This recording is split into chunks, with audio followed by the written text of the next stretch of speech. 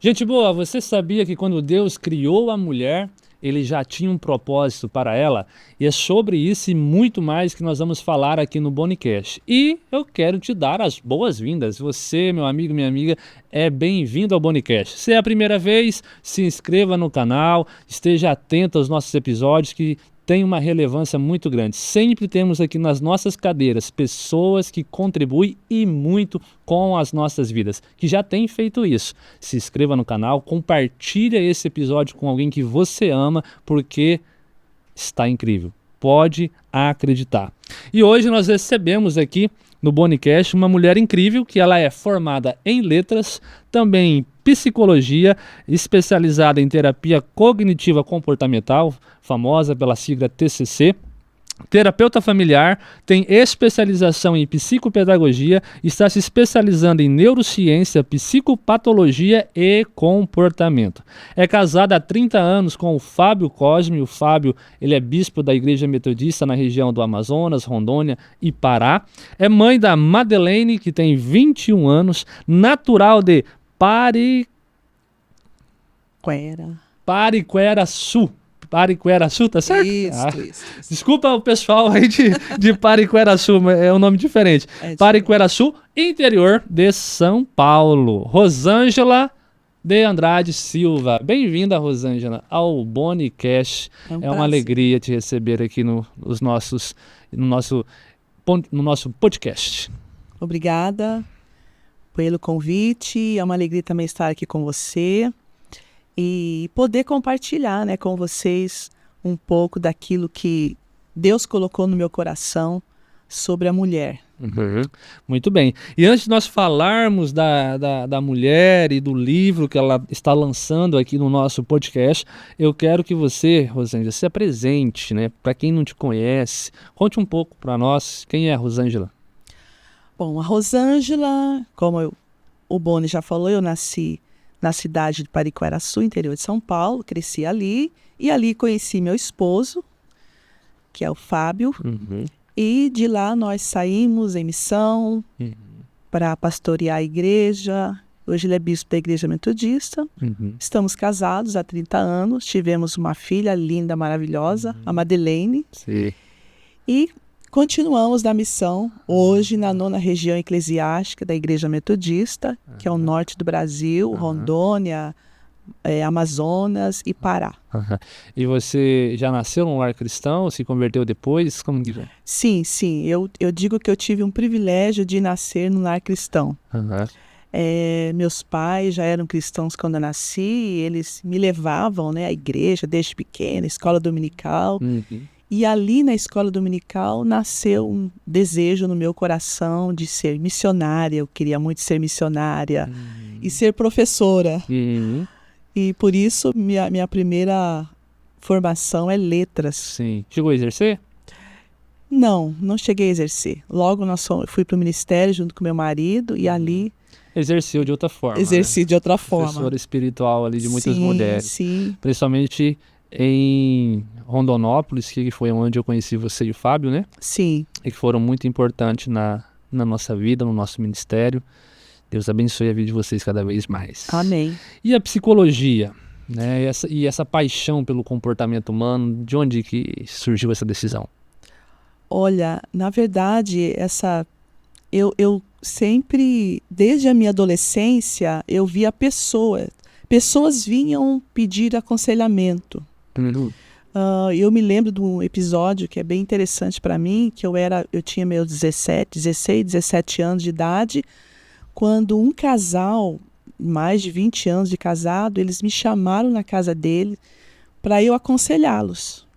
Era um problema até na área da intimidade deles, e eles contaram para mim aquilo e eu consegui aconselhá-los, tanto que eles não se separaram, né, continuaram a vida de casado, né? E eu fui encontrando ao longo da minha caminhada várias pessoas que me chamavam para aconselhamento e as pessoas se sentiam bem conversando comigo e eu comecei a perceber. Depois que eu fiz letras, eu pensei, eu acho que vou fazer psicologia. Tem uma coisa aí, né, que um dom aí que Deus me deu que eu não estou sabendo explorar. Eu vou para a psicologia para entender, e foi por isso que eu fiz psicologia. E eu me sinto muito feliz e realizada quando eu sento diante de uma pessoa para ouvi-la, né? Elas compartilham aquilo comigo para eu ajudá-la, né? Então isso me realiza. Que top. Pessoal, vai pegando a chave aí, vai anotando. Eu vou anotar a minha aqui, porque aquela máxima, né, que antes de você ter, você precisa ser, né, que está ligada à nossa identidade, ela é uma grande verdade, porque olha, antes de ter faculdade de teologia, ela já tinha o comportamento terapêutico, né, de um profissional dessa área, que Psicologia. de ouvir a pessoa, de orientar, né, de trazer perguntas para essas pessoas refletir, né? Então essa a dúvida que muitas vezes as pessoas têm sobre o que fazer na sua vida, né, na carreira e etc., ela pode ser respondida com a reflexão. O que eu tenho sido, né, solicitado pelas pessoas que estão perto de mim? E é interessante, Boni, que a gente fala que não é você que escolhe a profissão, mas é a profissão que te escolhe. Então eu digo que eu fui escolhida pela psicologia. Ah, que legal. E Rô, de onde veio a inspiração para escrever o livro Design do Céu? Olha aqui, pessoal, que livro bacana, lindo, maravilhoso e tem um conteúdo poderoso. Da onde que veio essa inspiração? Sim, antes até eu quero ler no meu livro, que eu coloquei aqui uma fala de Charles, um famoso designer americano, que ele fala assim, que design é como um plano para organizar os elementos de tal forma como o melhor meio de realizar um propósito em particular. Então, eu coloquei Mulher Design do Céu, porque esse tempo que a gente está vivendo é um tempo que eu tenho percebido que há uma disputa pela mulher. E, ao mesmo tempo, eu percebo que há um ódio crescente pela mulher e dentro da mulher, né? A própria mulher em si se rebelando contra o seu próprio corpo. Não gosto disso, não gosto daquilo, vou tirar isso, vou tirar aquilo, não quero ser mulher. Então, essas mudanças têm cada vez distanciado a mulher daquilo que realmente ela é.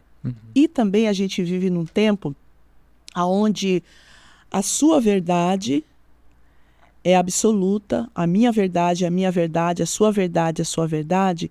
Então, eu pensei diante de tudo isso que existe sim uma verdade absoluta, que é a verdade de Deus. Então, Deus, com a sua verdade absoluta, criou a mulher. Então, ele é o nosso designer, né? E nós somos esse design dele. Então, a inspiração veio justamente desse tempo que nós estamos vivendo, dessa mudança de identidade, né? Dessa busca da identidade da mulher. Então, isso me incomodou muito. E eu disse para Deus, eu quero ser uma voz nesse tempo que nós estamos vivendo. E também não quero escrever um livro para levar uma verdade minha. Né? Porque tem muita gente que escreve um livro levando a sua verdade. Eu trouxe nesse livro a verdade de Deus. As verdades que a Bíblia está falando sobre a mulher. Top, pesado. E Rosângela, tem chegado para você demandas assim de mulheres que estão em crise, né? Talvez com a sua identidade? Sim. E dessas mulheres que têm chegado, você tem identificado que são mulheres mais experientes, são mulheres mais novas? Sim, eu atendo adolescente, também até crianças de 10 anos, eu também já cheguei a atender. Adolescente tem muito essa crise da identidade, até por causa dessa mudança, né? Essa passagem da vida de criança para a vida adulta, há muita crise. Mas, assim, pessoas adultas, mesmo com muita crise de identidade, sem saber quem ela é, sem saber o que fazer. Então, tem sim chegado muito essa demanda, especialmente nesse tempo que nós estamos vivendo, né? Legal. Vamos, então, mergulhar nesse livro. Esse episódio vai mergulhar nesse livro, você já chegou até aqui, continue, vá até o fim, que sempre tem, né, uma coroa para quem chega até o final. E se inscreva no canal, compartilhe com as pessoas, fique atento que eu tenho certeza que vão vir chaves poderosas. Ô Rô, na página 19, deixa eu pegar aqui que eu quero ler, deixei aqui separado para eu ler.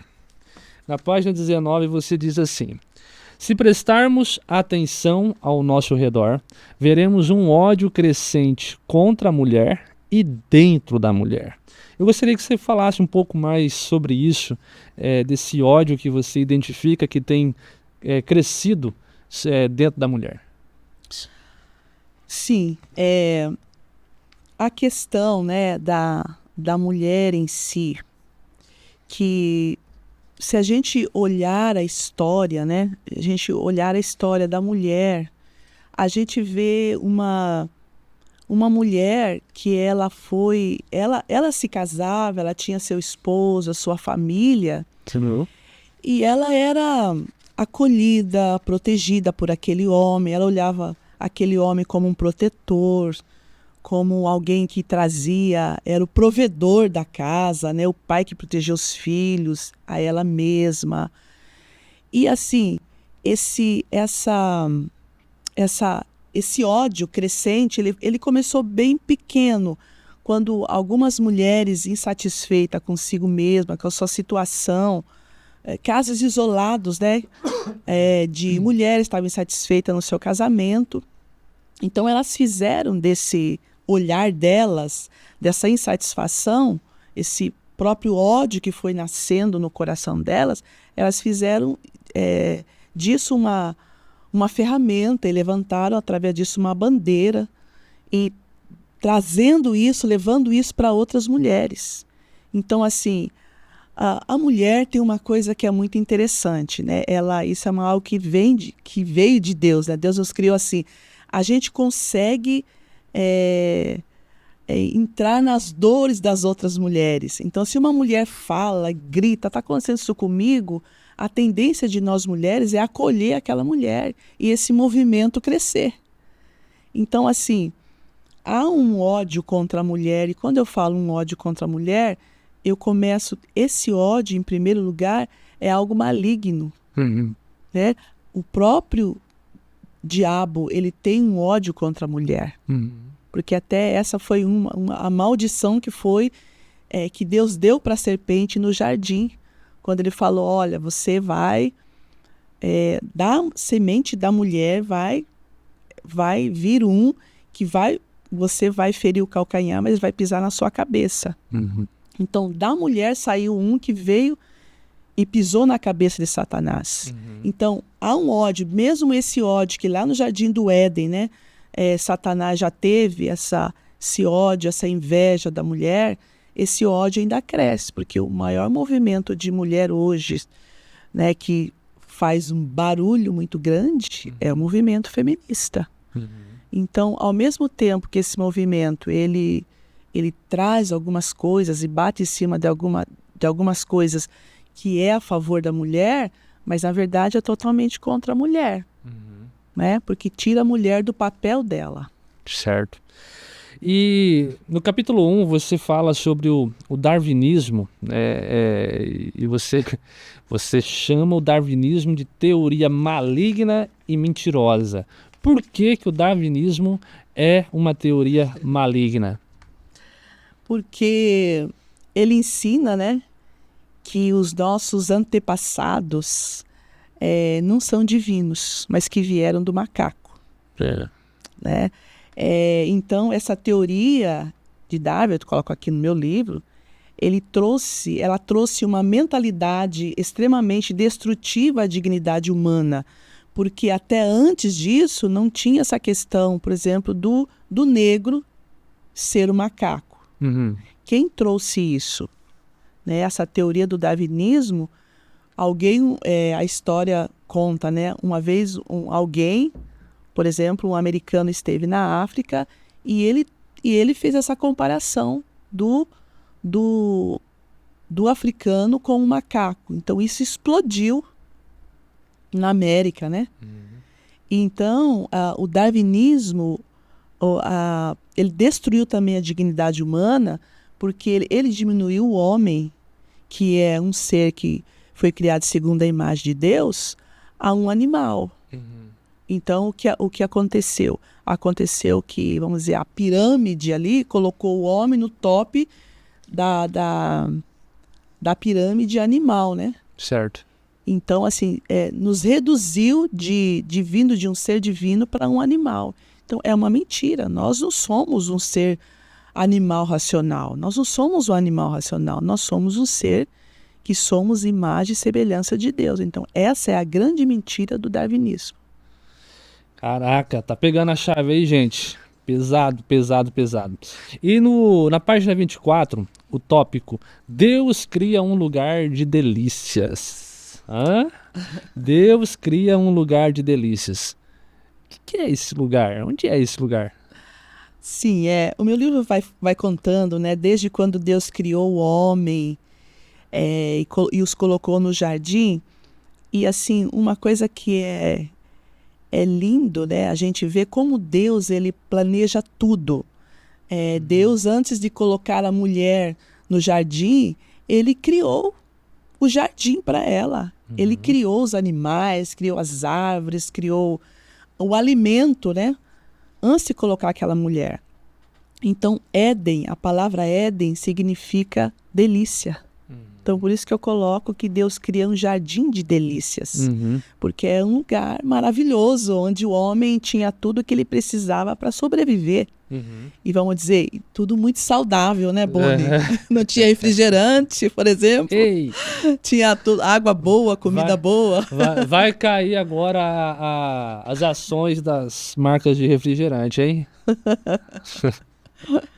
Que legal. E você finaliza o capítulo 1 dizendo: a mulher foi criada de um material sofisticado. Ei, mulher, ó. Você, mulher, foi criada de um material sofisticado. Que material é esse, Rosângela? Costela do homem, né, Boni?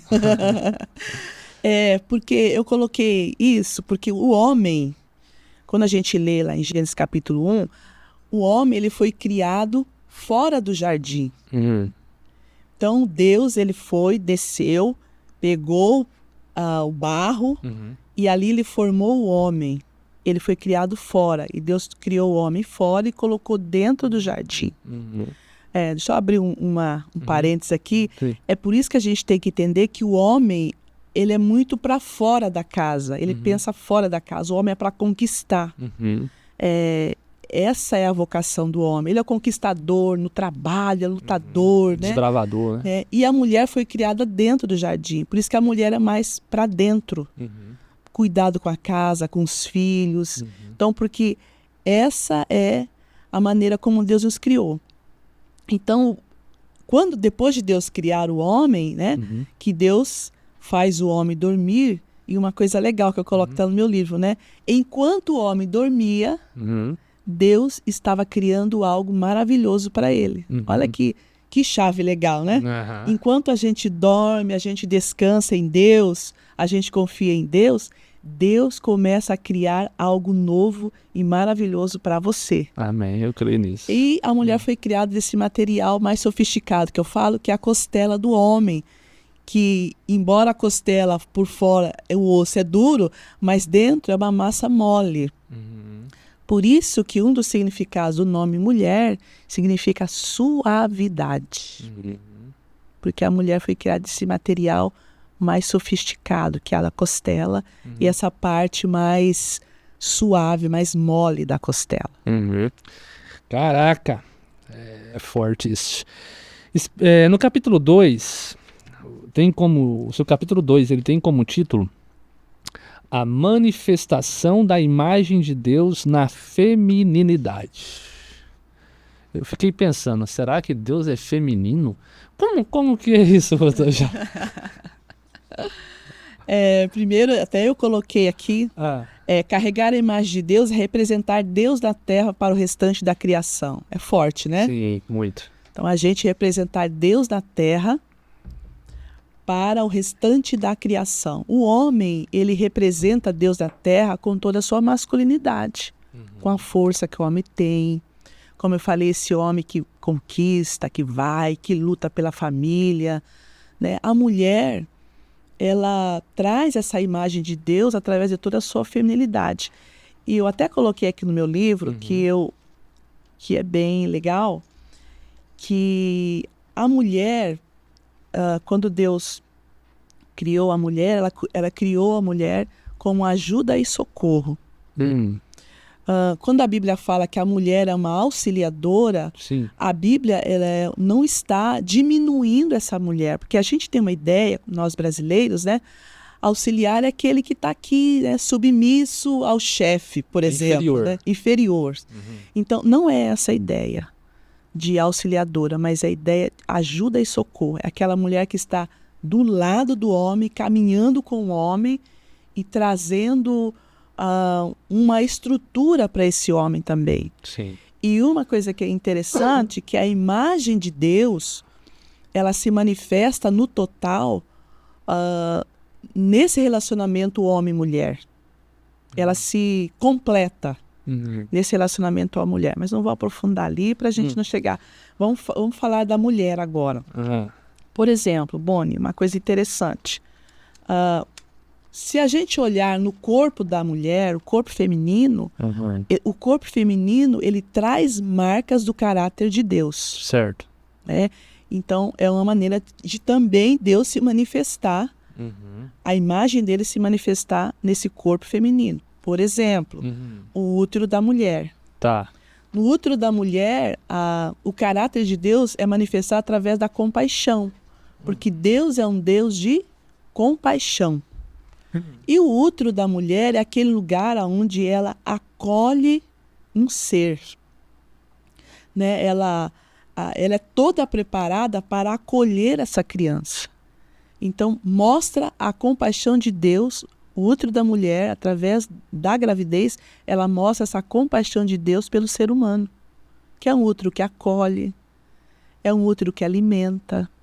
Né? A mulher grávida, o bebê é alimentado através dela. Então, por exemplo, compaixão... Protege. A compaixão no hebraico significa amar profundamente.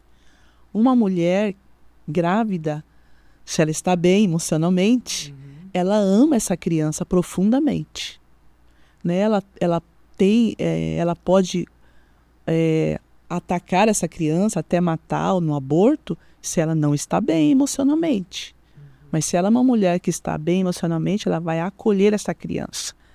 Então, quando Deus esculpiu, eu coloco aqui no meu livro, quando Deus esculpiu o corpo da mulher, não foi só para mostrar algo feminino, mas também para mostrar essa parte do caráter de Deus, essa parte transcendental de Deus. Outra coisa que a gente vê no corpo da mulher é o seio da mulher. E olha que interessante. O seio é a fonte de alimentação para o bebê, né? E um dos nomes de Deus no hebraico é El Shaddai. El Shaddai a gente conhece como Todo-Poderoso.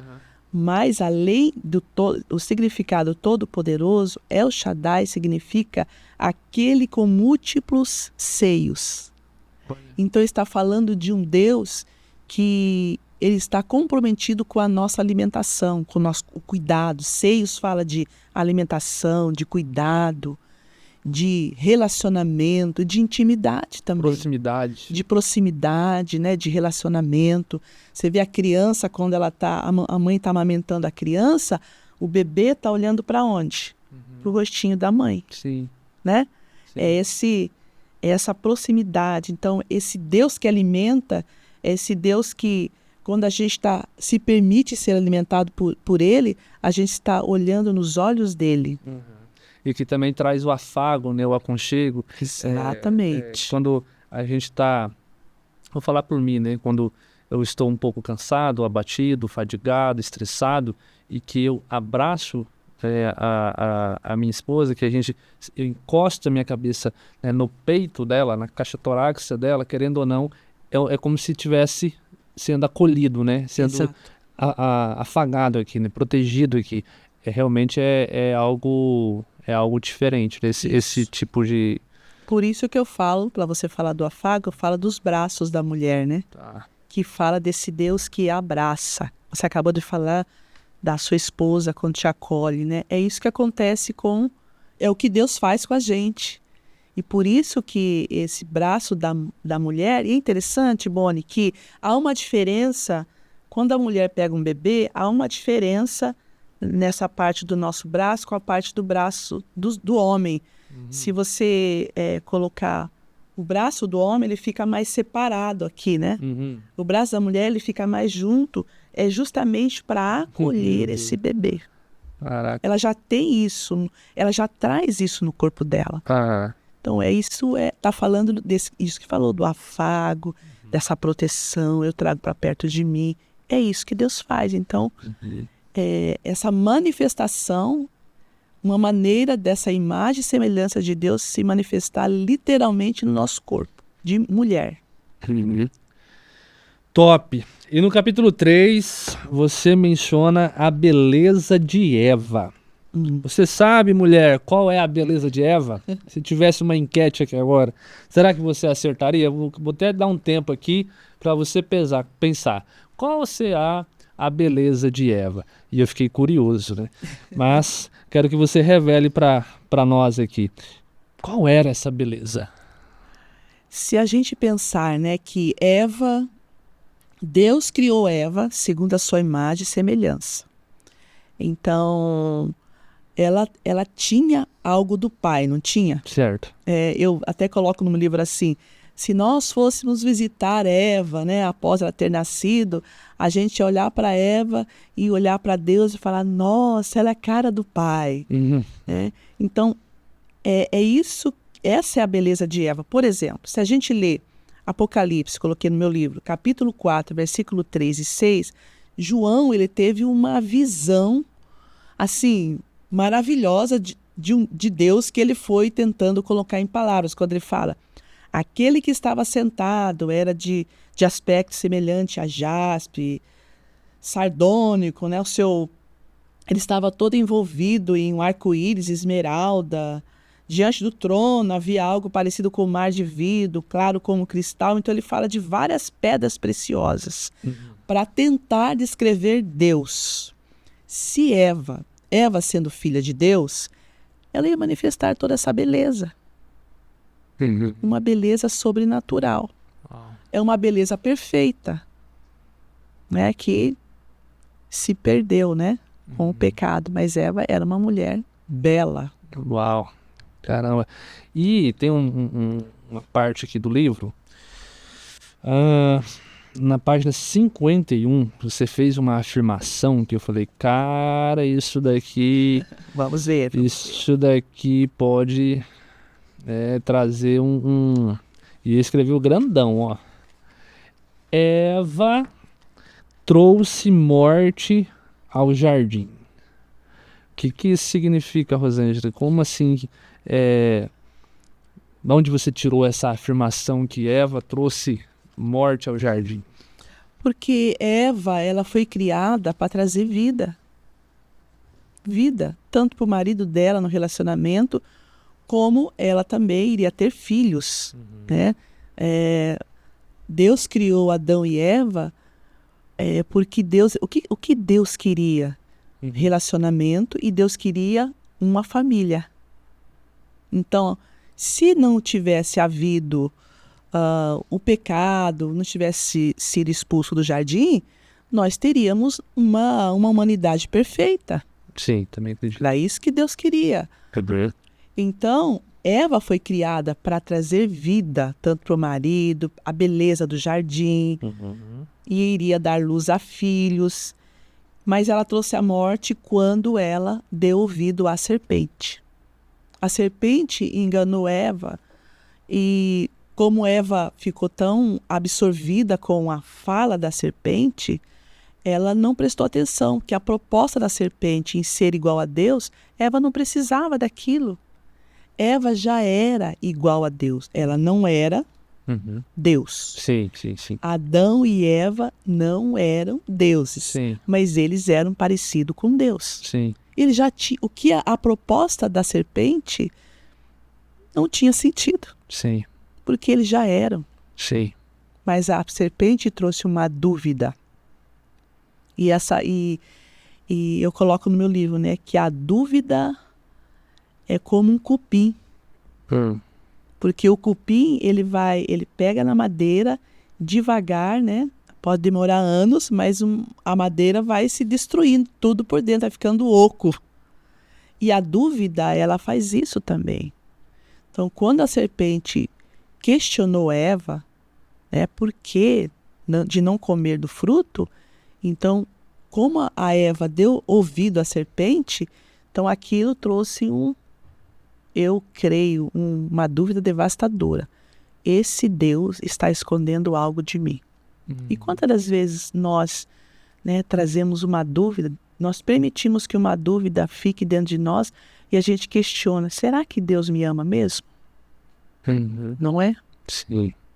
Qual é a resposta para isso? Deus ama incondicionalmente. Deus te ama incondicionalmente. Muito bem. No capítulo 4, você fala da verdadeira feminilidade.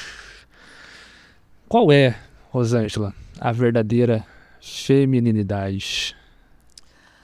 Olha, é todo um trabalho que eu fiz aqui no meu livro, né, para ir direto ao ponto, mas é todo um trabalho que eu começo a colocar várias coisas que nós temos, né, como mulher, que complementa o nosso ser mulher. Por exemplo, eu coloco sobre a mulher, ela é um ser suave, tanto que um dos significados do nome mulher, que eu falei agora mesmo, é suavidade. Então a mulher, ela foi criada para ser meiga, para ser gentil, solidária, né? Uma doçura, calma. Então a suavidade é algo que está bem no âmago do ser mulher. Faz parte da nossa feminilidade.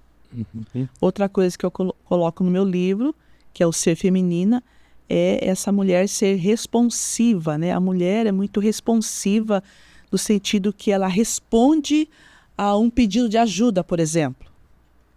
Né?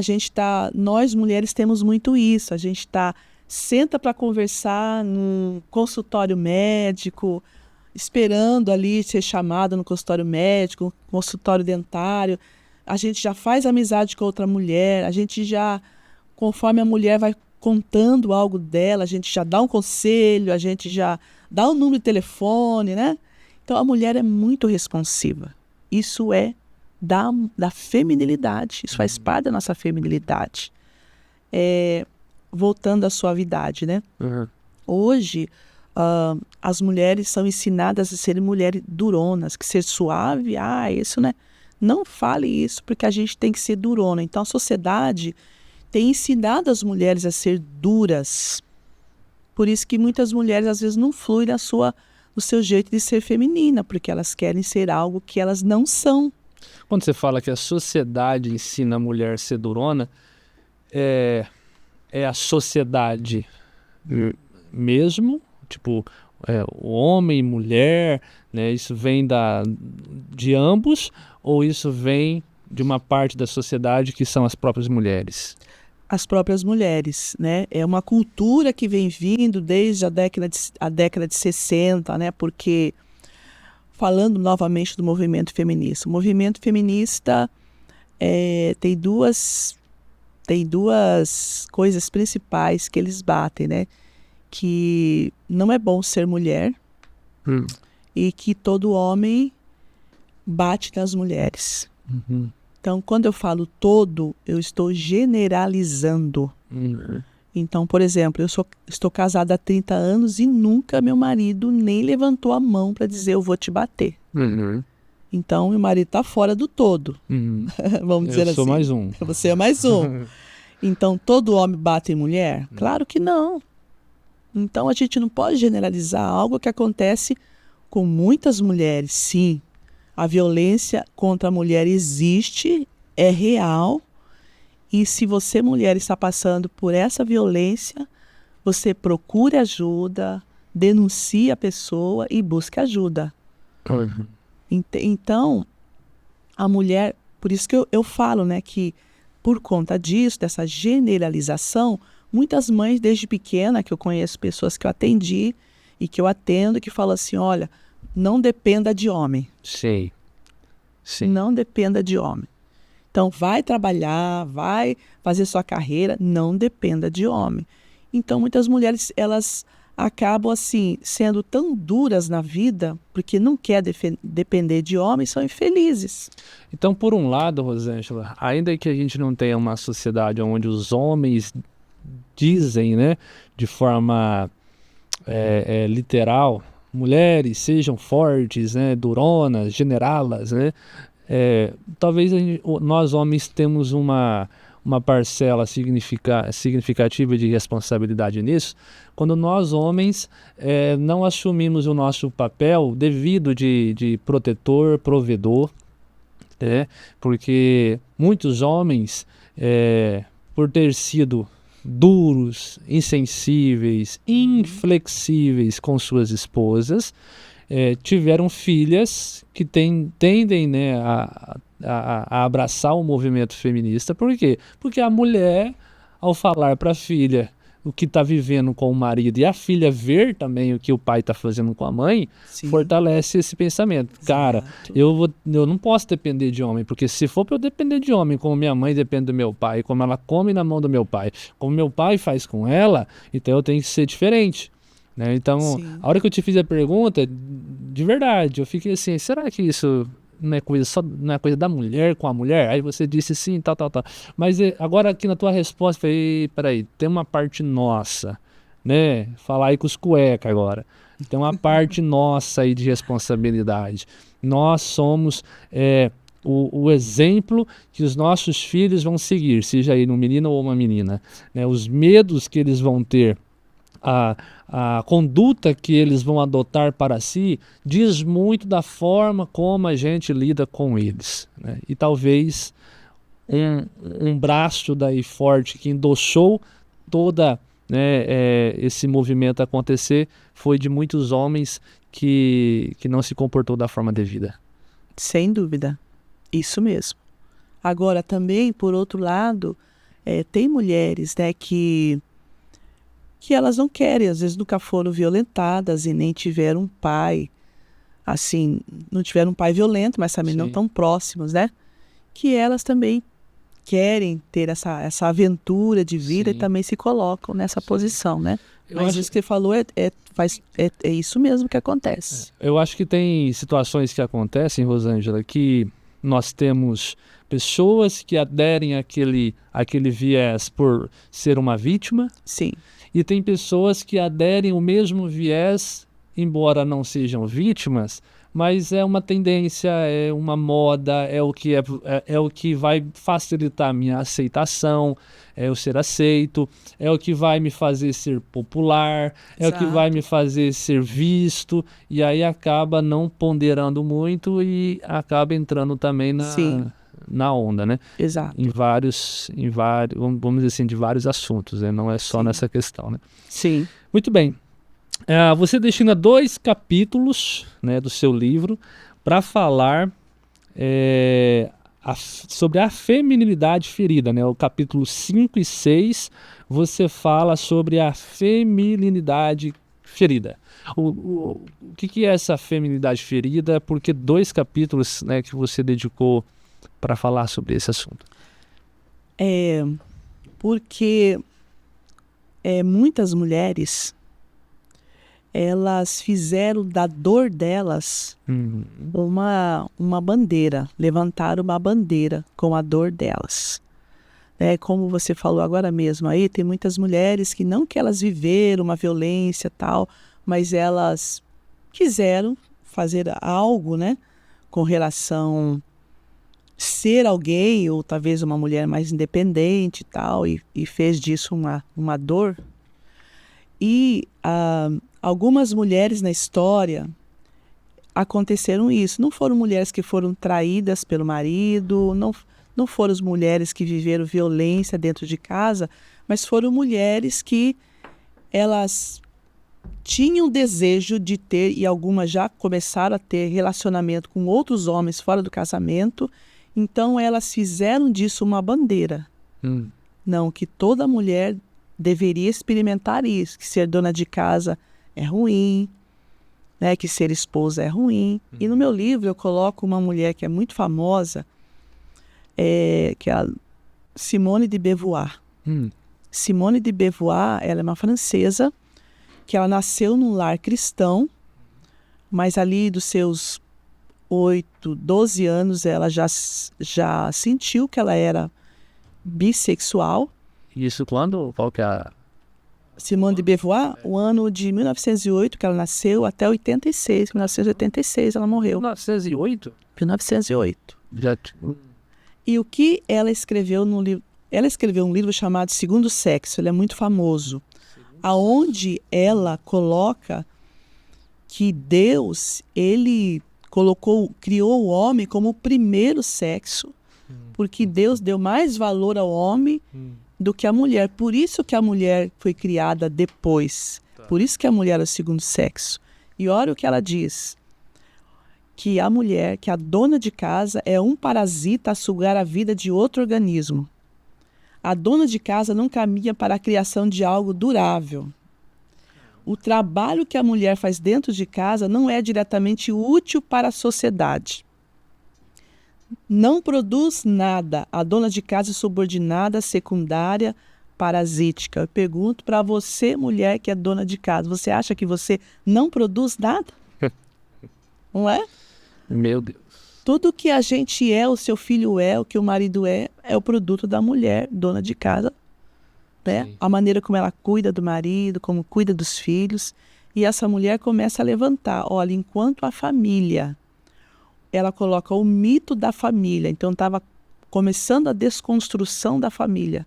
O mito da maternidade e o instinto maternal não forem destruídos, as mulheres continuarão a viver sob pressão.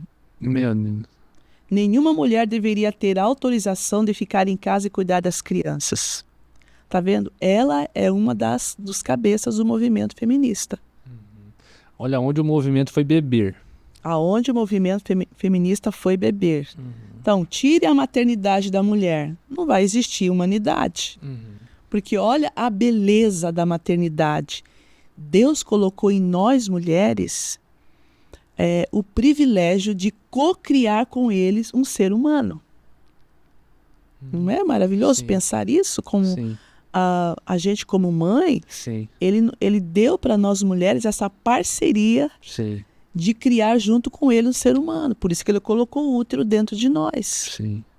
Né? Eu já vi mulheres cristãs dizendo que o útero não tem nenhum valor, que a gente tem que tirar o útero. Eu ouvi isso muito. Entende? Então, é a beleza Na verdade, de Deus. Eu ouvi assim, o útero ele só serve para... Como é que é? Para ter filho e ter câncer. E é uma mentira. Entende? Então, Deus não ia colocar nada em nós para que fosse prejudicial. Né? Tudo que nós temos, até eu falo da ansiedade, né? Tudo que nós temos, a própria ansiedade, que muita gente está aí tomando remédio para ansiedade, que precisa, né? Porque está descontrolada, mas a ansiedade também tem objetivo na gente. Então, tudo tem um objetivo. Deus não criou nada aleatoriamente. E qual é o objetivo da ansiedade? O objetivo da ansiedade é preparar você para lutar, para fugir ou paralisar. É um tripé aí. Exatamente. Repete, por favor. Na luta e fuga, o objetivo da ansiedade é luta, fuga e paralisar. Né? Diante de uma situação, né? Por exemplo, que estamos aqui, a gente entra para alguém para nos assaltar. A ansiedade vai agir. Porque eu vou fugir, eu vou para cima daquela pessoa, eu vou ficar paralisado. Então esse é o objetivo da ansiedade. Ele é um mecanismo de defesa. Mecanismo de defesa. E o problema dela? O problema não é ela, né? O problema da ansiedade é como nós lidamos e produzimos ela. Exatamente. De forma desbalanceada, né? E isso está tudo relacionado ao ambiente que a gente vive, que a gente cresceu de infância, que a gente vive hoje, né? Porque assim, tem uma autora, eu não me lembro o nome dela agora, mas acho muito legal. Ela diz que nós adultos caminhamos pelo caminho da infância.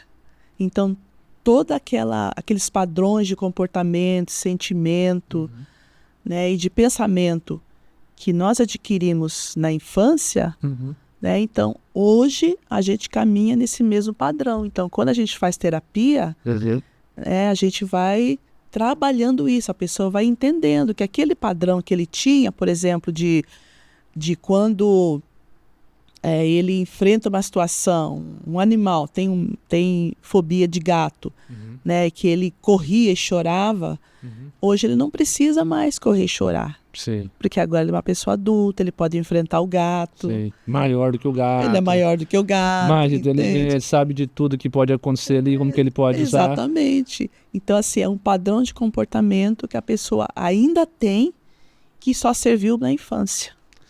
Caraca, e assim, para quem está nos ouvindo e pensa assim, eu preciso trabalhar isso na minha vida, eu preciso, eu sou, né, as mulheres que estão nos ouvindo, eu sou uma mulher que preciso mudar de comportamento, mudar a minha vida, preciso de ajuda, preciso retomar os princípios corretos. O que você tem, que você pode oferecer para ajudar essas mulheres? Eu ouvi dizer que você tem um grupo terapêutico, né? Sim, eu vou começar agora, no mês de novembro, dia 10 de novembro, das 2 horas de grupo terapêutico, das 18 horas do horário de Rondônia, e o horário de Brasília 19 horas, até 20 horas. Das 18 às 20 horas, horário de Rondônia, das 19 às 21 horas do horário de Brasília. É um grupo terapêutico específico para mulheres cristãs ansiosas. Você é uma mulher ansiosa? Você é cristã? Então venha fazer parte do meu grupo, onde eu vou trabalhar com as ferramentas da psicologia e com as ferramentas da Bíblia, para as mulheres entenderem, porque eu já atendi mulher que está extremamente ansiosa porque ela disse, eu estou pecando por estar ansiosa. Então, até que ponto, né, ansiedade é pecado? Então, estar ansioso não é pecado. Sim. A consequência disso, o que você vai fazer com essa ansiedade, sim, que pode se tornar pecaminoso. Sim, porque a ansiedade em si não é pecado. Ela pode nos conectar quando ela não é bem cadenciada, né? Quando as pessoas não têm inteligência emocional para lidar com ela, para a incredulidade. A incredulidade é pecado. Exatamente. Então, quando eu tenho um boleto para resolver daqui 10 dias e eu fico ansioso para trabalhar, para gerar o provento, enfim, ok, natural. Sim. Normal de todo ser humano. Estranho seria a gente deitar e falar assim, não, isso aí vai se resolver. Isso tende a uma irresponsabilidade. Agora, quando o boleto daqui 10 dias, né, começa a me provocar o medo, né, a visão de que eu não vou conseguir, de que é impossível, eu começo a gerar uma incredulidade sobre aquilo, aí nós já começamos a pisar no território espiritual, que é o território do pecado, porque aí eu estou duvidando que Deus ele vai ser suficiente para suprir na minha vida. Porque se ele não suprir até o dia do boleto, ele vai suprir o suficiente para pagar o juro também e ter lucro. Porque esse é Deus. Ele não é obrigado, Deus não é obrigado a suprir as minhas necessidades no dia que vence o meu boleto. Mas ele é tão bom, e ele é tão abundante, ele é tão ilimitado, que ele supre. Ainda que passe as datas e eu tenha juro, o juro do cartão não é atordoante, não é atordoante? Mas ele é tão bom, ele é tão maravilhoso que ele pode me fazer prosperar para eu pagar o juro do cartão dando risada. Mas eu preciso crer nisso, de que ele está no controle de todas as coisas. Sim, e o ansioso, ele vive só no futuro, ele não vive do presente, né? E eu falo assim, você não é o viajante do futuro. Sim. Você tem que ser um ser do agora. Sim. Então, a ansiedade só te leva para viajar no futuro. Você não vive o momento com a família, né? O momento com Deus, o momento com as pessoas que você ama, que só vive no futuro. Sim. E você já deve ter atendido pessoas com crise de ansiedade. Sim. Né? Surto ali de ansiedade. Sim. E aí você vai atendendo o paciente ali e vai levantando ali, vai cavando, fazendo as anamneses. normalmente, né, não sei se já aconteceu isso com você, mas os gatilhos, eles tendem a ter o mesmo comportamento. Qual é o comportamento que normalmente eu identifico? E aí você pode falar que na sua experiência. Mas o comportamento que eu identifico é a falta, o medo. Eu não vou conseguir. A insegurança, a impotência. E aí a gente volta lá no início do teu livro, quando você fala da identidade. A Exatamente. pessoa que não entende que ela é imagem e semelhança de Deus, o poder disso, porque uma coisa é saber que está escrito, é uma coisa eu gostar dessa frase, eu posso até tatuar no braço, quem faz tatuagem, eu já vi gente com isso. Sim. Só que se eu não entender, se eu não absorver realmente o peso de ser imagem e semelhança de Deus, o quanto que isso é uma âncora, né? Na neurociência a gente fala muito sobre isso, uma âncora, o que é uma âncora? Um ponto de lembrança para me gerar confiança. Se eu não trabalho isso, não adianta. Aí vai vir né, talvez por força maligna, talvez por questões naturais, por um comentário. Cara, eu tenho que resolver isso. Nossa, mas eu não consigo resolver isso, mas é impossível resolver isso. E aí começa a vir. Quando a pessoa pensa que não, está numa crise de ansiedade. E o ansioso fica muito naquela pergunta, e se? Né? O e se? Eu falo que o e se é como um grande mar à sua frente. Você está do lado de cá, tem esse mar na frente, você quer atravessar do outro lado. E se eu entrar nessa água?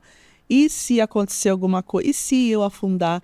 Então, esquece o e se, né? Deus é o Deus presente na nossa vida. Nós temos que crer que nós não acabei de falar, né, que um dos nomes de Deus é o Shaddai, é aquele que tem múltiplos seios. Ele está falando de um Deus que protege. Sim. Né? Ele não é um Deus irresponsável. Se ele me permitiu viver, nascer, ele é um Deus que vai cuidar de mim. Meu ele vai cuidar, mas eu preciso tomar posse disso, preciso crer nisso. Sim.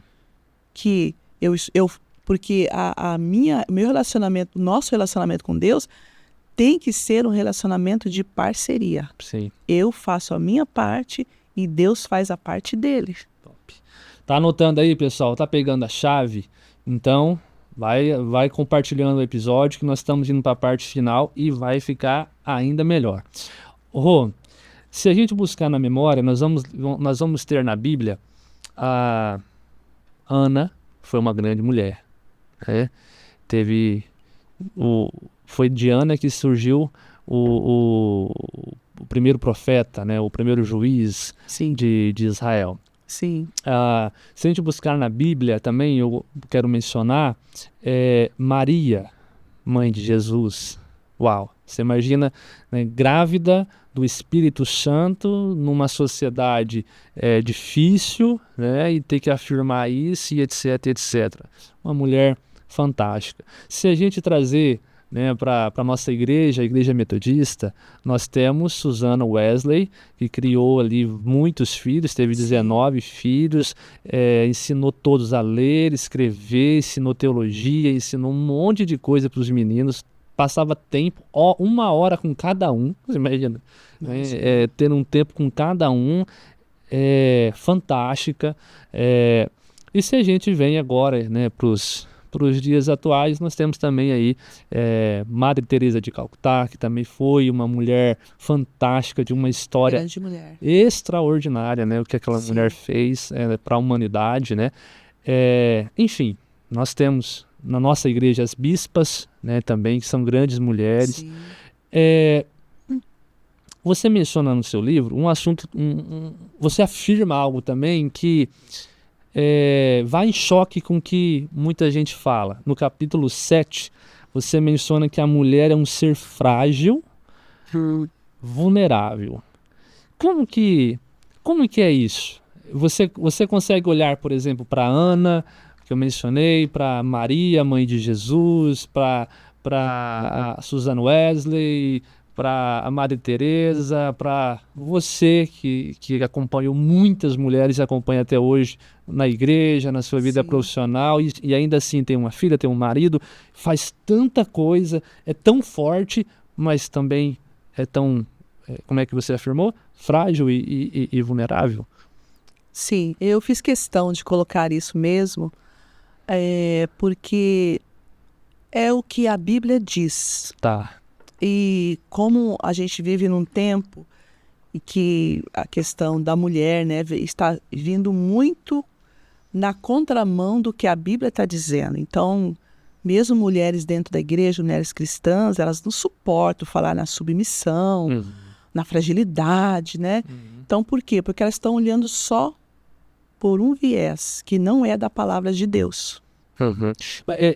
Essa vulnerabilidade, essa fragilidade que você fala, você acha que isso dói muito no ouvido dessas mulheres? Por quê? O que incomoda elas quando elas ouvem assim, você, mulher, é frágil? O que isso ferroa? Porque a mulher se sente inferior, né? Ah, sou frágil demais, nossa, eu não sou igual, né? O homem, não tenho toda essa dureza, o homem vai me dominar também. Eu acho que é isso que pega mais, quando fala na fragilidade. Mas essa fragilidade é justamente parte da nossa feminilidade.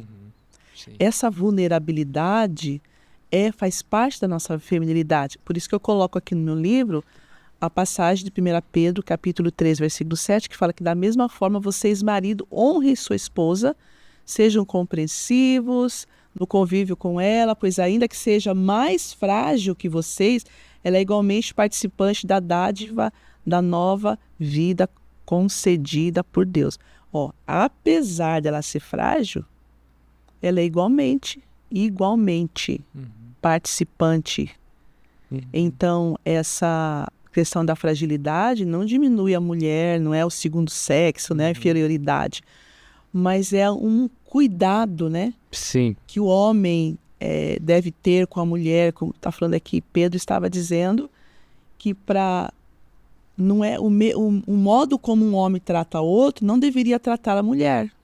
Que o homem, você como homem, você sabe, o homem trata o outro com mais, fala logo a verdade no rosto, já fala. E com a mulher é algo mais suave, mais esse cuidado mesmo, sabe, da mulher. Porque eu coloco aqui, a mulher, ela é fisicamente e emocionalmente mais delicada.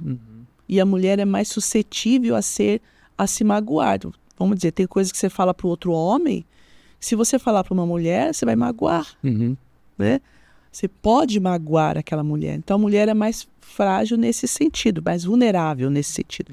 Por isso que ele coloca a palavra frágil, a vulnerabilidade. Eu acho isso muito bacana porque essa leveza, ela faz toda a diferença, né? Vamos falar sobre essa placa aqui, por exemplo. Você fala para uma mulher pegar ela é uma coisa leve. Qualquer um consegue pegar. Meu filho de 2 anos dá conta de pegar essa placa. Sim. Né? Mas uma mulher vem pegar essa placa com um jeito. O homem já sai arrastando, já pega. Porque não tem essa fragilidade, essa leveza, essa delicadeza, né? Exatamente. É isso que as mulheres, elas precisam entender, e nós, homens, eu chamo de novo a atenção para a gente, a nossa responsabilidade, saber o quanto que isso balanceia as coisas. Porque você imagina se o homem que já é mais bruto para fazer as coisas, a mulher também ser, como que vai ser o mundo? Vai ser só uma brutalidade gigante. Exatamente. Não equilibra, né? Não traz esse equilíbrio. Então a gente precisa, ligar aí o alerta sobre isso, que não é que o olhar da Rosângela, o olhar do homem, o olhar da igreja para a mulher é como um serzinho, coitadinho, né? Coitadinha da mulher. Gente, não é isso, né? Quem está comigo no ministério, quem faz mentoria comigo, sabe que eu não alivio. O que tem que ser dito a gente diz, só que é bem o que a Rô falou. Com um homem, você consegue usar um tom. Com a mulher, nem sempre você consegue usar aquele tom, mas a firmeza é a mesma coisa. E elas aguentam, e elas reagem, e elas agem. Eu não tenho essa visão de que a mulher é uma tadinha, né? Uma coitadinha. Não. É muito pelo contrário. Ela é uma força que nós homens não temos. E nós homens somos uma força que vocês mulheres não têm. Eu não estou dizendo a capacidade de carregar um negócio. Estou dizendo na plenitude, né, de tudo que você tem dito aqui sobre a identidade. Uma coisa bacana que eu queria ressaltar é que na capa do seu livro você traz, né, Sim, essa imagem do do DNA. DNA. É que o nosso DNA, ele vem do céu. A nossa identidade é do céu. Nós somos seres divinos. Nós temos um Pai divino. Então a gente não é só a carne, né, o corpo, mas a gente é o espírito que tem uma alma que habita no corpo. Então, eu não me lembro agora, acho que é Eclesiastes capítulo 3, fala que Deus criou o homem, muito legal, e colocou a eternidade dentro do homem. Então nós não somos só essa carne, existe essa eternidade que Deus colocou dentro de nós e é essa eternidade que nos conecta com Deus, né? Através do nosso espírito. Então, nós somos sim, nós temos esse DNA de Deus. No capítulo 8, mais uma questão polêmica. Pensa, gente, num material polêmico, viu? Se eu fosse vocês, adquiria. Você diz no capítulo 8, o corpo é meu, em um tom de pergunta, né? Dessa vez você não afirma, você faz uma pergunta. O corpo é meu? É. E aí, página 103, o corpo é meu ou não é? Faço do jeito que eu quero ou não faço? Como que é? Biblicamente falando, nós vamos falar porque, como eu disse, eu escrevi esse livro tudo com embasamento na Bíblia, com um olhar bíblico. Então, se a gente olhar 1 Coríntios, capítulo 6, versículos 19 e 20, fala assim, vocês não sabem, é uma pergunta, vocês não sabem que o corpo é o templo do Espírito Santo, que habita em vocês e lhes foi dado por Deus? Vocês não pertencem a si mesmos. Olha, é a Bíblia que está dizendo isso. Não sou eu. É a palavra, eu creio nela. Vocês não pertencem a si mesmos, pois foram comprados por alto preço, portanto, honrem a Deus com seu corpo. Então, o tempo que a gente está vivendo agora, qual é a bandeira que se levanta? O corpo é seu, você faz o que você quiser com ele. Se quiser cortar parte do corpo, colocar outra coisa ali, você pode pôr, né? Você pode ser quem você quiser, porque o corpo é seu, você faz o que você quiser. Não. Nós, como ser humano que fomos criados por Deus, nós temos que prestar conta do nosso corpo. Tudo que eu faço com ele. Isso se fala da saúde, né? Aquilo que eu como prejudica o meu corpo, aquilo que eu falo me prejudica. Então, nós somos os gerenciadores do corpo, da emoção, do espiritual. Nós somos os gerenciadores, é nossa responsabilidade. Então o corpo não é meu. Por isso que eu faço uma pergunta, o corpo é meu? Verdade que o corpo é seu, né? Então a resposta é, ele não é seu e você tem que cuidar dele de forma integral. Não é só ligado ao gênero. Se você é homem, quer ser mulher. Se você é mulher, quer ser homem. Ou outra coisa, né? Ou tal. E também todo a vitalidade desse corpo, né, dessa máquina, ela é uma responsabilidade minha, porque afinal ele não é meu, ele foi me dado, foi me emprestado por um tempo que eu vou passar aqui na Terra, né? Sim, tem uma coisa legal que eu vou citar rápido aqui. Sim, pode falar. Dr. Aldrin Marshall, ele escreveu um livro, Rumo aos 120 anos. Aí ele cita de uma pesquisa de um cientista chamado Greg Braden, que ao estudar sobre a criação do universo, percebeu que a água, fogo, ar e terra eram os elementos que constituíam a criação. Então, cada letra, né, dessas, água, fogo, ar e terra, no hebraico tem um valor numérico. E Braden, ele fez a correspondência entre esses valores numéricos e a massa atômica dos elementos químicos da tabela periódica e chegou à conclusão de que esses 4 elementos compõem nosso DNA, que é nosso banco de dados. Sendo assim, ele descobriu que a junção dessas letras formam a palavra Deus eterno dentro do corpo. Então, no nosso DNA está a palavra Deus eterno dentro do corpo. Essa é a assinatura de Deus dizendo, esse corpo é meu. Eita! Gente boa, o que você tem feito com esse corpo aí, hein? Esse corpito. Seu capítulo 10, capítulo final desse livro maravilhoso, você conclui falando de patriarcado e feminismo, e também feminismo e feminilidade. Rosângela, quais as diferenças entre eles? é que o movimento feminista ele trouxe uma distorção de patriarcado e masculinidade, né? E a distorção é que o patriarcado, ele é vamos dizer, muitos reinos antigos, né? Eles tinham essa cultura do patriarcado, mas qual é o fundamento do patriarcado?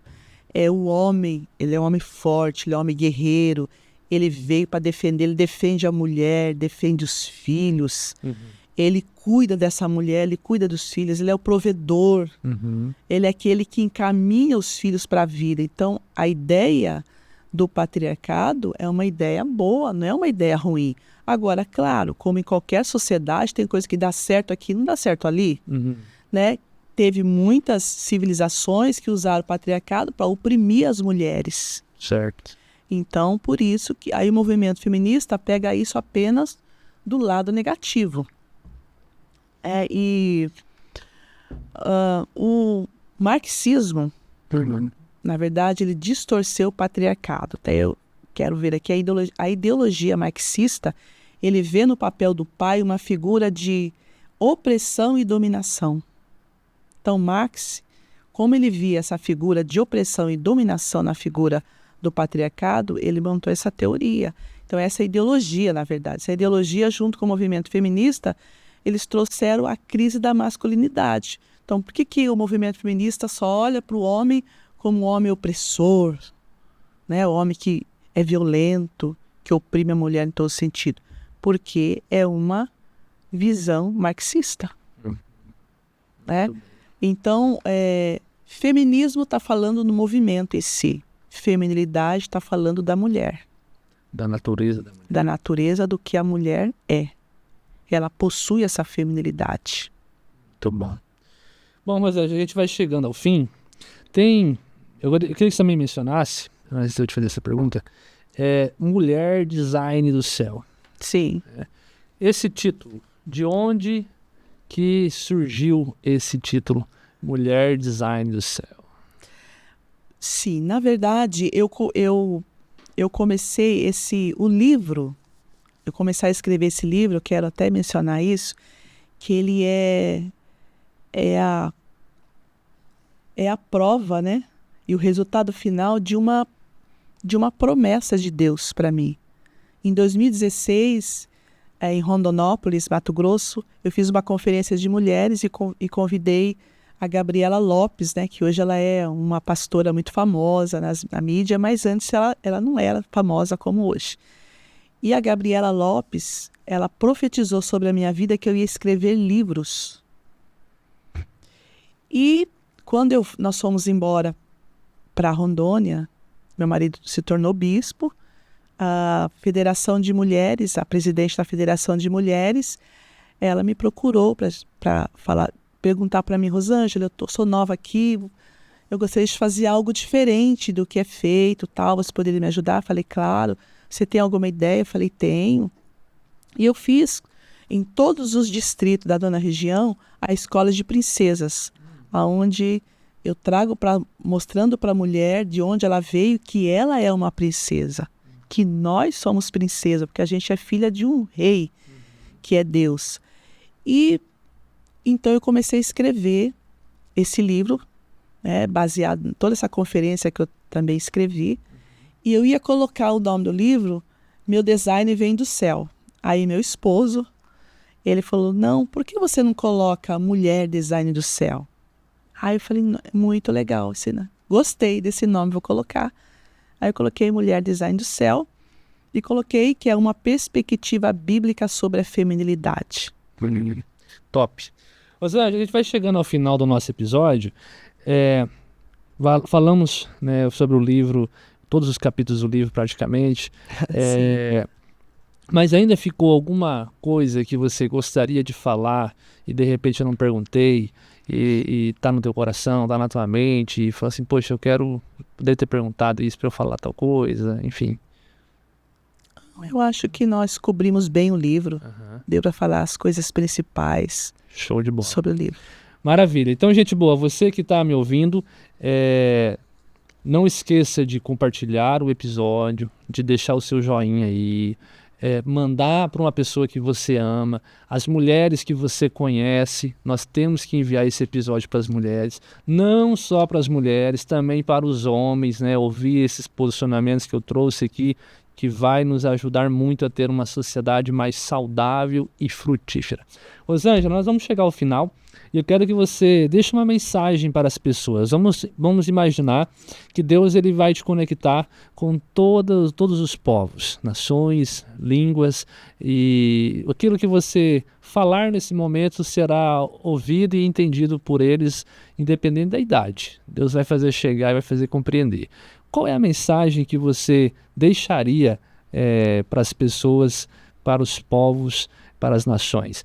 Pedir para você se direcionar à câmera e deixar para eles esse recado final. Embora eu tenha escrito para mulheres, né?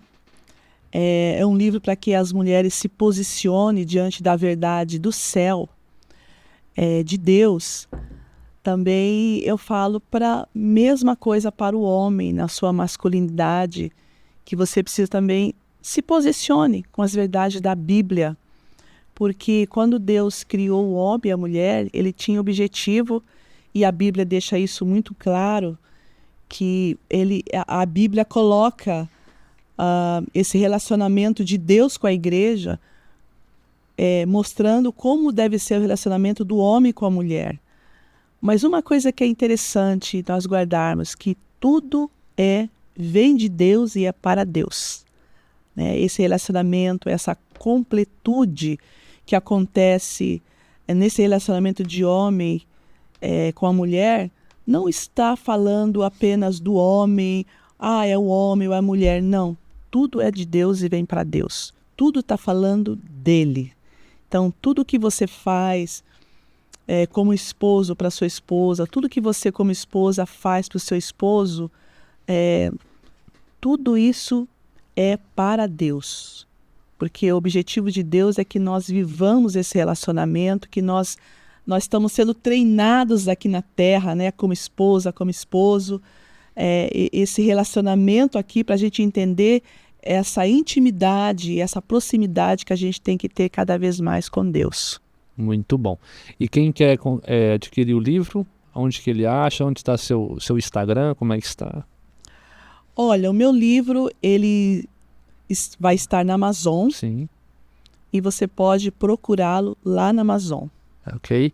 E o seu Instagram, para quem quer seguir, ouvir mais você, conhecer mais seu trabalho, fazer a terapia em grupo? Sim, meu Instagram é Rosângela de Andrá DE. Ok. Tá. Eu vou deixar aqui abaixo na descrição também, gente, para você poder acessar sem nenhum tipo de erro. Rosângela, muito obrigado pelo seu tempo, muito obrigado por toda a sua contribuição. Eu desejo que Deus abençoe o seu livro, abençoe também a sua carreira, continue abençoando a sua carreira, tudo que você fizer na terra, que a mão dele, a presença dele guie você e te faça cada vez mais feliz. Amém. Como diz um livro que eu vi por aí, que o poder da expectativa preenche o seu coração e a sua vida. A expectativa em Deus que ele faz maior e melhor. Amém. E a você, gente boa, fique atento aos próximos episódios. Nós estamos nesse mesmo período com uma temporada, uma série de episódios aqui sobre organizações. Breve nós vamos ter mais uma organização aqui no nosso podcast, e os episódios aqui sempre agregam muito a sua vida. Obrigado por chegar até aqui, gratidão imensa. Eu tenho certeza também que você está do outro lado aí, cheio de alegria por ter chegado até aqui com tantos insights, tantas chaves poderosas. Te vejo no próximo episódio. Fala comigo!